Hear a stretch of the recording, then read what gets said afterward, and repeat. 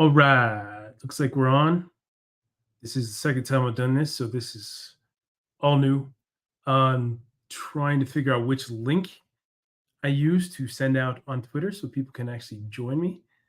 Uh, gonna be talking about Kobe Bryant memories I have covering the guy for the last 5, 6 years of his career with the Lakers. Dude, honestly, where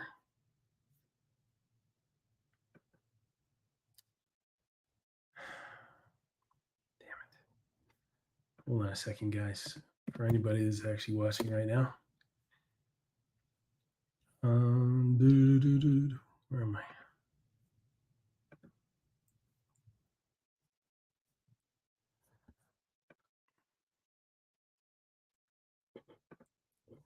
Okay, there we go.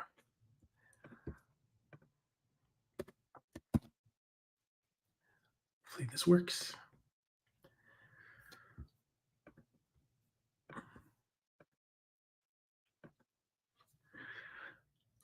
Okay. Where do I begin? Totally forgot my notebook. Man, I am totally unorganized. Fantastic. Great start. If I would say the first time I covered a game in general was well, actually, no, that's not true. I think I covered a regular season game or two in the 2011 season, um, which was their defending championship. They just won back-to-back championships, and they were the cream of the crop in the NBA, and everybody was gunning for them, especially in the Western Conference. But they got to the playoffs, and they had to face the Dallas Mavericks. I believe is in the second round, and that's when I got credentialed for that, which was a crazy, nerve-wracking experience. I just remember just the sheer pressure of being there. Everybody's so serious and so like on point and everything, and just making sure they had all their ducks in a row. And I'm just this kid that's so wet behind the ears, just no experience, have no idea what the hell I was doing. But so I go, the game. It sucked because they covered two games that were at Staples because they had home court advantage against Dallas and Dirk. But Dallas was just on a mission that year, just absolute mission. They were wrecking teams throughout the playoffs, and then they went on to beat LeBron and D Wade in the finals. Shockingly, nobody really expected that, but they just cruised. It's somewhat similar to the Mavs going to the finals this year, but obviously the outcome was way different because they won and they beat Miami, and Luka just couldn't hang with the Celtics this year. But anyway, I remember my first experience with Kobe is he was just really pissed off because he knew the team was still good, but I think he also knew that the end was coming. It was coming. Like they couldn't compete. They just too many games in a row. You know what I mean? I think that's one thing that people forget when it comes to teams that are able to win back-to-back titles or compete like that for a very long time with very long, seasons that go, deep into the playoffs or into the finals or whatever. It's a lot of games and not much downtime. And you got to be on the ball, right? Because everybody's gunning for you. Everybody's building their team to beat you. So that makes it super difficult. But so Kobe was kind of rough around the edges, right? He was very, stern, very, that famous quote he had. I think it was in 2000. I think it was 2009 when they were playing the Orlando Magic, Dwight's team. And he's like, job's not finished because they were up 2-0, right? And he was just so like, I am so tired of, this huge gap between titles, because it's from the Shaq year to then, or the last, Shaq championship year to then,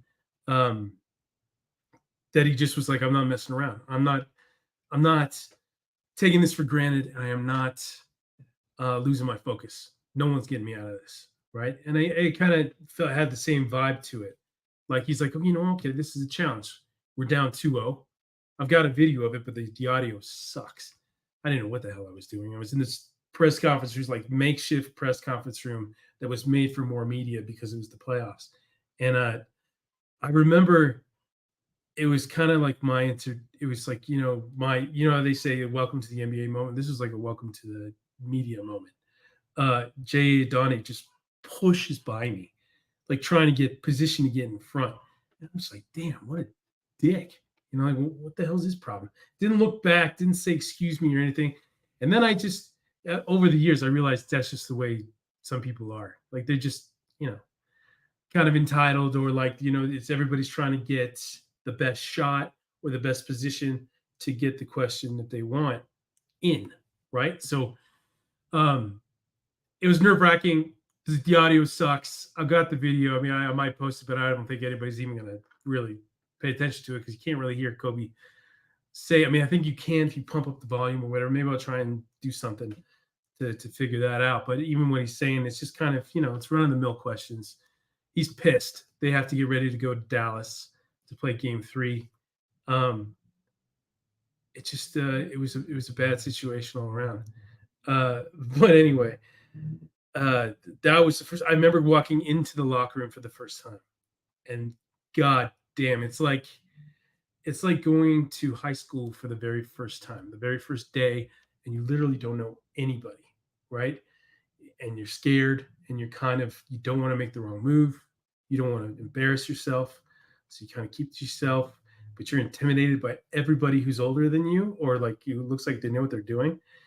And I remember like looking to the right, and I see Lamar talking in his scrum, and then it just every locker was somebody, some notable name, going all the way to the left side where it was Powell and Fisher, and Kobe's over here in the like front to the left. So Kobe has, or LeBron has Kobe's old locker. They're in the same spot. That's kind of like, because I don't know where Shaq was because I wasn't covering the team at that time, but I assume he was right next to him, or a couple lockers over, because that's what they have with AD. There's LeBron, there's a gap in between, and then there's AD, right? It's just because that's where the scrums all go. So it's the same thing with Kobe, but the scrums were way bigger back then because there were so many guys on the team that people wanted to talk to. Now it's just AD, LeBron, and Reeves, and everybody else is just kind of secondary, and they just whatever. If I can't get in this scrub, I'm just going to go talk to these guys over here. But it was so intimidating. I can't even really describe. I mean, shaking, kind of sweaty, because the locker rooms are always hot and muggy. I mean, the showers right there, the steam comes into the locker room. At least it did at that time. So it's humid. It's like every awkwardness or every awkward kind of thing put in one, right? The sweaty, the nervous, the shaking around people that you don't know how to act around. It's just a combination of a ton of things. And I just didn't know what to do. But almost, or like 5 minutes in, Lamar Odom made me feel very, very comfortable out of nowhere. Just something I just didn't expect. I'm like listening to him. He's making eye contact with everybody. And this is when he is just like totally focused, but very, very down to earth. He was my favorite guy at the time. I loved Kobe, but like in terms of media, like relationships with people, like Lamar was great. He just no BS, talk to you just like you're any other person. I didn't really feel like he was arrogant or anything like that. But the way he was talking, I just felt like, okay, let's just like calm down. It just calmed me down immediately for whatever reason. I wish I remember what he was talking about, but I mean, it was a shitty time because everybody was kind of pissed off that they just lost and that they were just outmatched by this Dallas team that was filled with old guys who could shoot. It was kind of that first team that really caught on to the shooting trend, outside of Golden State, but and actually made it successful, right?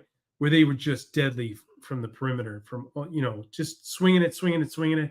Kidd, Stojakovic, Nowitzki, they were just deadly. And it only, it was a flash in the pan because it was only 1 year. Everybody kind of caught up to him after that. But that was a crazy first experience. And then everything after that changed because the team slowly but surely broke up. You know, it was this guy left, this guy got traded. You know, the whole Dwight thing where they tried to trade tried to trade Lamar and Powell at the same time to get Dwight and then get CP3 or get CP3 and then get Dwight after immediately after with Bynum, I think. They had this master plan, and then David Stern just totally turned that on its head. And I think that was kind of like Kobe's last gasp. He was just like, you know what,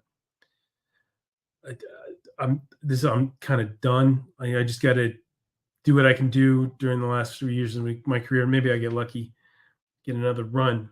But it was it was a little depressing because I'd been a fan of the team for so long and watching every moment, and uh, you just see that the walls kind of coming in, and you're just like, damn. And Kobe just slowly but surely kind of broke down in terms like physically and kind of like an acceptance things, and not until 2016 or like his last season, 15-16, um, that he was really like, okay, I'm kind of this, I'm over it. You know what I mean? I've come to terms with the fact this is my last season and my basketball career is coming to an end, my playing career. Because obviously he went on to be successful after that, just like Magic and Jordan, and I'm sure LeBron will be when he does too. But I mean, he's already successful off the court. But um, it was that kind of progression. So it was a lot of the cool thing is I got to see him the way he worked, and that's something that uh, you don't get to see on TV, right? Like I saw the beginning. Before games was the coolest part, man. Just seeing him shoot around and he's practicing the same shot perfectly over and over and over and again. And it looks kind of crazy at first, but then you're just like, you learn later on, like, well, that's why he was so damn good because there wasn't a shot that he didn't practice, hundreds of thousands of times, it seemed. Um, so he was, just so locked in all over the floor, which was, it was amazing to see. I mean, I've got some footage of him, like I'm really close to him. I'm like, bam, like a foot or two away, and he's doing fadeaways in front of me. And I got this one cool shot where he's still holding his hand up. Like he loved the game so much that shooting around was just like any of us that love the game and love just shooting around, right? And we, keeping his hand up in the air like this. And I'm like, damn, this guy knows his career's coming to an end, and he still just loves shooting around, just like any of us. It's something that struck me because I caught it so perfectly. I wish I could just pop it on here because I'm not used to all this stuff yet, but it was a cool moment, and that's the kind of stuff that kind of sunk in when I was watching him. I mean, you would have the occasional great performances that I would get to catch in person, but it would never have that kind of championship feel or like the importance that it did before. It was more of like you're just watching something great. I guess kind of what we're going through with LeBron right now, right? It's you don't see them as much as the title contender at the moment, but you appreciate what you're seeing, right? You're just like, wow, this is crazy how good he still is and all this and how all that work has paid off to where he can still do this at this age. Because at the time, Kobe, was talked about the same way in terms of being able to still play, right? Like, I mean, his body was totally falling apart. I mean, there's pictures of him like on the bench, which is just ice packs galore, and you could tell he's in pain and he's not looking forward to the treatment after the game. I remember it's a grind covering games, right? Because you gotta be there way before, 2 hours before. You're covering them shooting around practice. The coach talks before the game. You get in starting lineups and you're preparing yourself to sit down and watch the game for 2.5 hours or whatever. And then after you do go through all the motions, and it's a long night, right? And then the next day you might be in practice at 10, so you get like 5-6 hours sleep, and it's just constant. It just keeps going until you hit a road trip and you get a little break. I mean, these beat guys, I don't know how the hell they do it. The ones that travel with the team, there's only a handful. But damn, they must be just exhausted. That's why I think it's a young man's game. You can only do it for maybe, throughout your 20s into your like maybe mid 30s, and then you're just done. You just kind of cooked, which sucks. But that's just it's you look back at it. It's like I look back at it now, and I'm just like I used to complain at how rough it was, but I wouldn't give it away for anything. I wouldn't take it, I wouldn't do something different. I would, if not, I would do more, right? I would go out of my way to do more things. To see these guys, some of them that you see today, like Jovan Buha, absolute grinder, just on it all times. He is, you know, he's wired in. He worked his ass off to get to where he's at, and now he's enjoying kind of the fruits of his labor.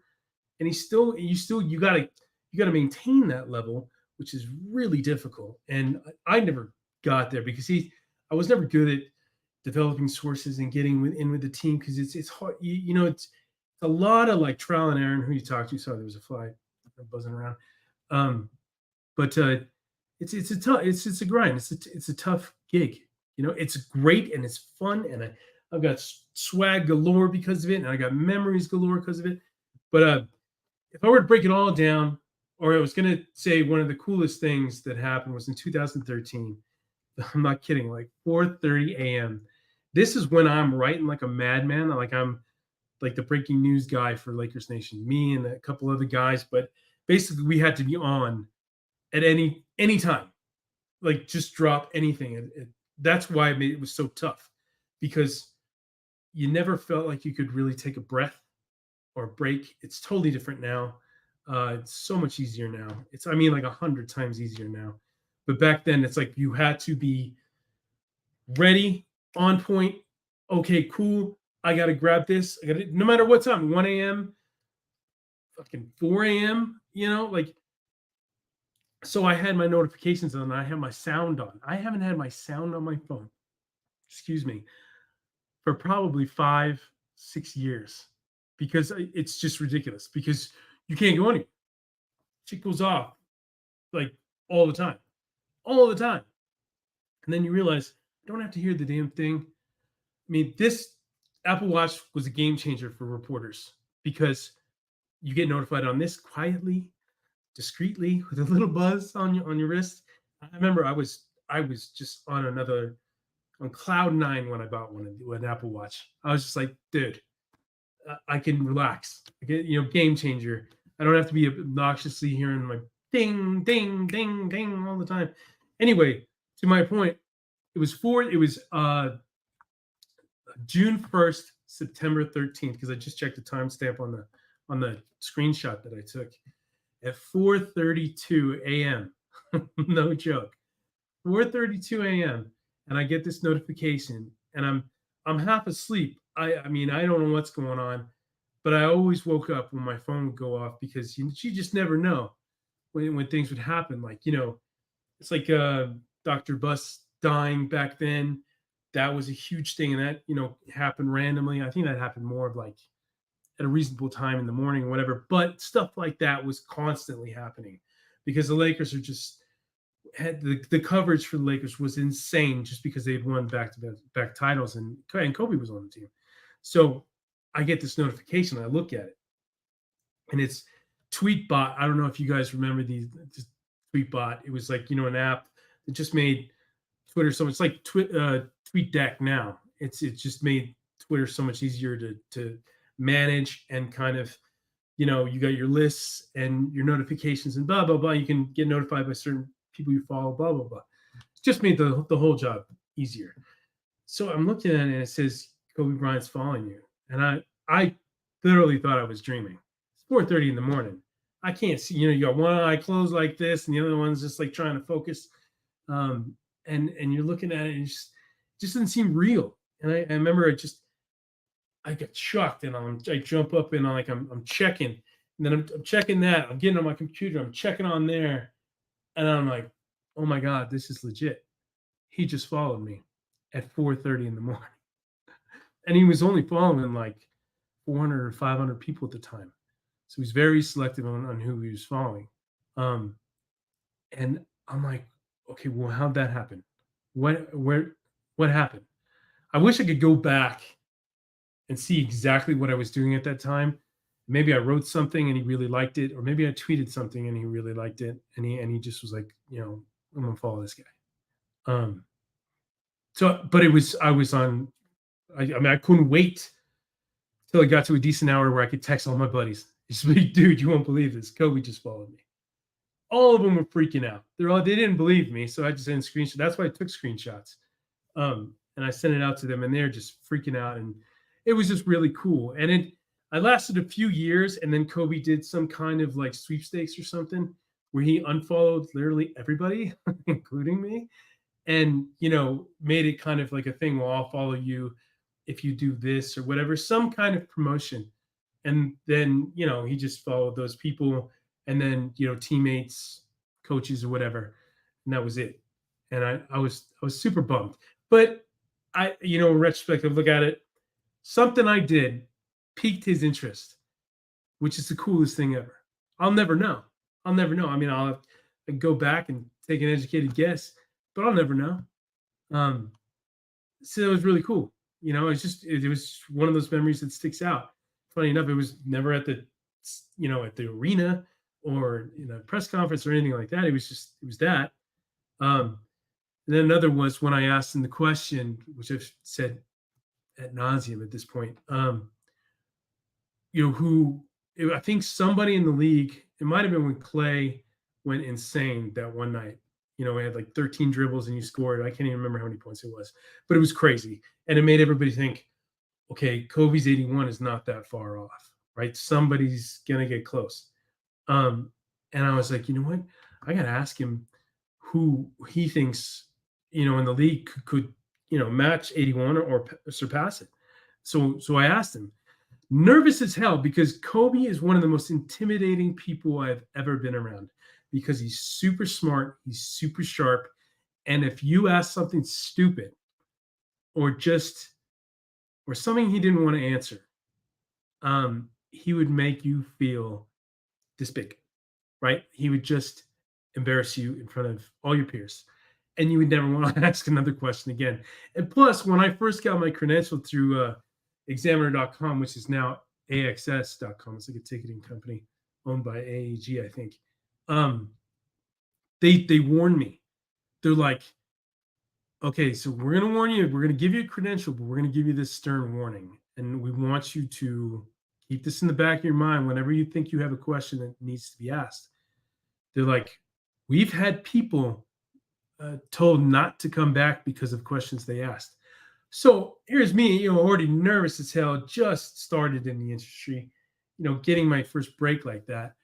And I got that in the back of my mind. And this Kobe Bryant, arguably the most intimidating guy maybe ever when it comes to press conferences. Him and Jordan, probably. I don't know what Jordan was like in press conferences, but I think Kobe had a bit more of an edge, because he was more willing to be on the darker side. Sounds bad, but like he didn't care if he embarrassed you or if he called you out for something stupid.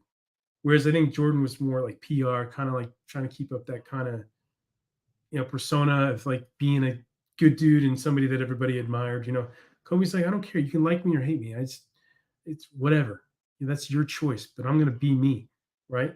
Which I respected the hell out of, but it's terrifying because when you got to do your job or you want to ask something you feel like has never been asked, there's a 50-50 chance you're going to get shot down. You're going to get blasted. Somebody's going to be like, what the hell were you thinking? But I got the complete opposite. I got up the nerve to ask him. I remember John Black was the PR guy too, who's intimidating as hell as well. This guy looked like he looked like he was 7 feet tall, but he wasn't that tall. He was skinny and he had that lurch kind of like look, like he would never say a word, and he was just judging everybody with his eyes. The only time that guy ever talked to me was when I was in the locker room and I was trying to get a tweet out, and I was the last one in there. And even Kobe had left. And he's like, Ryan Ward, you got to go, man. You got to go. I'm like, damn, the guy knows my name. But he's just a scary dude, right? And I had, heard things about him. And eventually, I think he got canned with Kupchak and Jim Buss, like they just cleaned house and they got rid of him. And Allison Bogley, who had always worked on the PR team, she came in. She was amazing. Still love that woman. Was the nicest person I've ever dealt with when it comes to PR, and just being kind of more human being. Like they're just, it's a tough job, very tough. I would never do it. It's I couldn't, dealing with egos and the media and just all that stuff all the time. Just tough. The stress alone. I don't know. I just couldn't handle it. There's no way. She handled it with class. She was super nice, always nice to me. Asked me how I was doing half the time, which was just PR people are so concentrated on what's going on and their athletes that they have to take care of that they sometimes they just don't even care. You know, Daniel Ramirez was another guy, awesome dude. Um, but Bogie was super cool. She's such a nice person, and she was really good at her job. And Kobe loved her too. So she was doing something right. You know, she was doing her job right. But where the hell was I going with this? Anyway, Kobe's super intimidating. I asked him who can match or surpass, or is it possible that somebody could match or surpass 81? And he said, and he gave me this really smooth answer that I was like, wow, I really didn't see that coming. Because I was just fishing for a name. I was hoping he'd drop Steph, KD, maybe even Clay at the time. Those are the kind of three guys that everybody was kicking around, like, oh, okay, you know, maybe these guys could really put up some points in one game. And he didn't do that. He didn't take the bait. But he gave me a great answer. He said, you have to believe it's possible that you can do that. And I think, you know, he was directly talking to the guys that are striving to get to that point. I don't know if anybody has, I want to score 81 or 100, you know, on their like goals list. But if they do, because I mean, now it's like even crazier because what did Luka have this past season? 70 something. I honestly thought he was going to do it. I watched that game against the Hawks. I can't remember what it was. Was it 76? Some crazy number, but it looked like he could do it. And I was kind of rooting against him, but at the same time, just being like, you know, if it happens, it happens. It's just that's the way history's made. You know, somebody's got to, you know, take the mantle. Dogs drive me crazy. They're downstairs. They're behind a gate, and they're still barking because they know I'm up here because they can hear me talking. That's my life right now. Anyway, so it was really cool. You got to think it's possible. You got to be in great shape. I've got the quote. I'll push it out again, which I do like every year around this time because it's Kobe's birthday. He would have turned 46 today, so it's always kind of like an emotional, reflective day. It's sad because he's, you know, it sinks in like, you know, he is gone and he won't come back, and it's, you know, it's you've got the memories that you have are what you have, and I've got quite a few of them, which is great. And I'd say the best memory by far is the 60-point game to end it all. It was just incredible. I mean, I remember when Shaq challenged him to drop 40, I think it was, and Kobe's like, nah, that ain't happening. But clearly in the back of his mind, he kind of logged that, and he's like, okay, somebody just challenged me, somebody who I've been, you know, kind of at odds with for a very long time. I'm going to do it because he knows he's going to be in attendance. And sure enough, Shaq was sitting courtside along with damn near every teammate Kobe ever had, which I thought was so cool, man. From the moment I got to the game, it was an atmosphere I honestly can't really describe. It just felt different. It felt, you know, the Lakers really did it up. They really took it to another level, which I haven't seen since. And it was incredible. It was incredible. It was, I remember checking again my credential, or no, I think I had a season credential so I could just walk in, which is awesome, by the way. Season credential compared to ask everyone for one every game is just a game changer. It's so much different. But so I go in and I just couldn't believe the amount of people I was seeing. Like famous people plus Lakers legends. They were everywhere. Everywhere. You're bumping into them. You couldn't move without hitting somebody that you recognized, which was wild.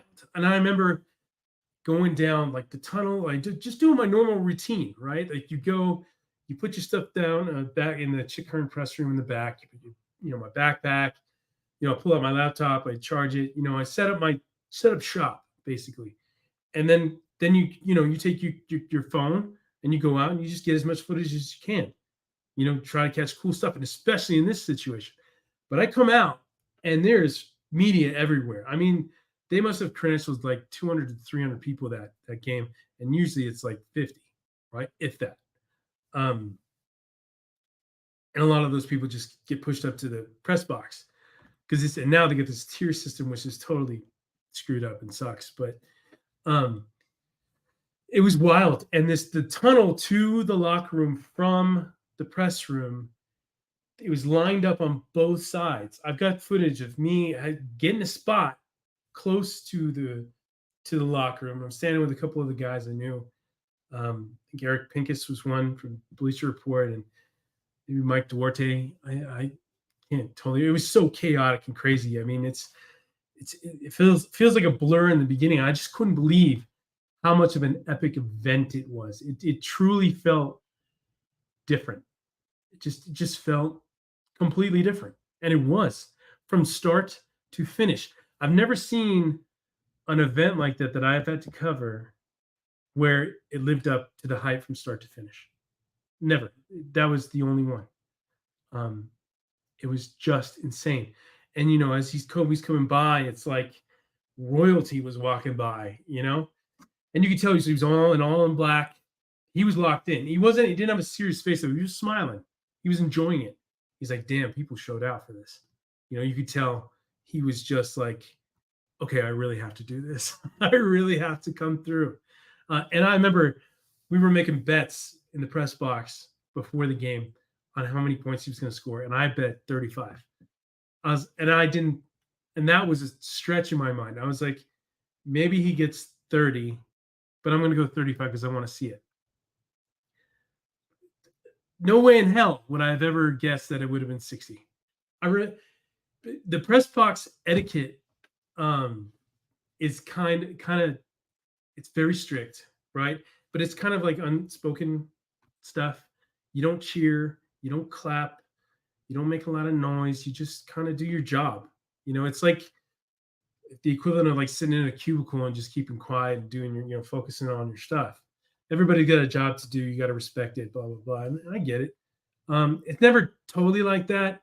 There's always conversations. There's always a lot of laughing, a lot of, people chumming it up and sharing stories and stuff. It's cool. It's a fun environment, especially when you get around people you really like being around. That's when it gets really fun.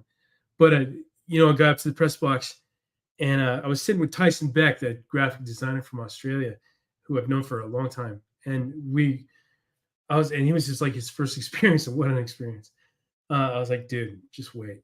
This is I've never seen anything like this. We're in for something, right?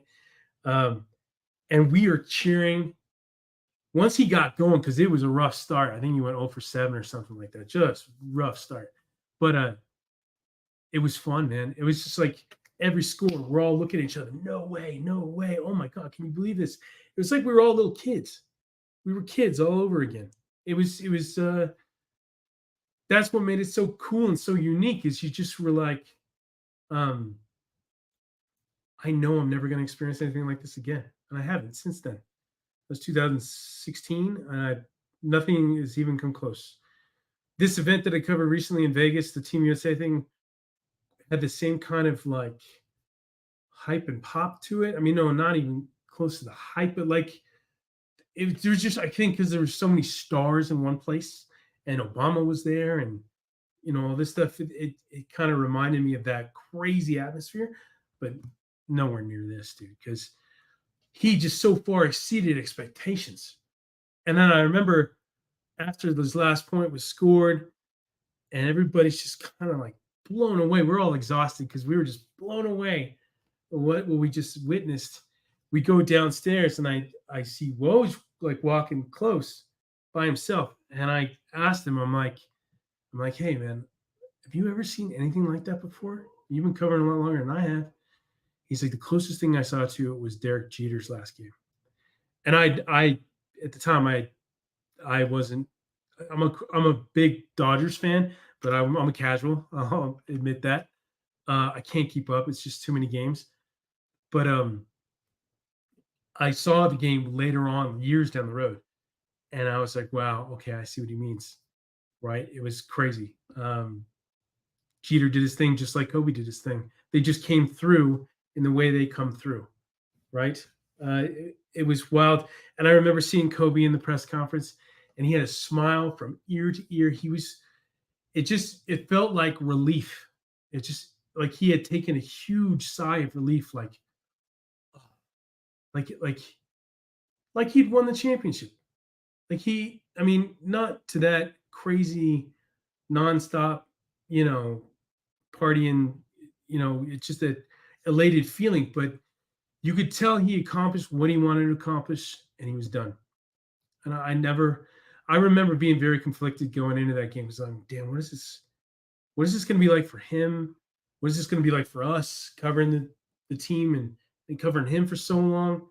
Uh, and it gave me a moment of peace that he was at peace. I was like, man, this guy is really content with this. This is a guy this super competitive who is he's gonna miss this, just like anybody would. Um, but he's at peace. I was, I couldn't believe it. I couldn't believe it, and it's just well. I mean, like I'm at a loss for words now. I just thinking back and just remember seeing his face. Just never saw his face like that. I mean, that whole season was very cool because Kobe was different. He was he had accepted his fate. He knew he was going to retire. He knew he wasn't going to win another title, and this was it. So he was giving all of us everything that we wanted. That's the year I asked that question, um, and he gave me that answer. In retrospect, I should have asked a hell of a lot more because he was so open to do it. It's just you get used to just not doing it because you just don't. The backlash isn't worth it, right? But I'm just glad I got that out. But I've got to jump on something else right now. Not sure how many people tuned in. I hope you did. I thought this was kind of cool. I'm gonna have a guest tomorrow, Matthew Peralta, the Optimist, as he's called. Works with me at Lakers Nation and Cold Wire, so I know him pretty damn well. I've known him for a long time, and talk about an enthusiastic guy who knows his stuff. Matthew's the guy. So we'll be talking Kobe tomorrow, and probably some Lakers stuff as well. So hope to see you guys then.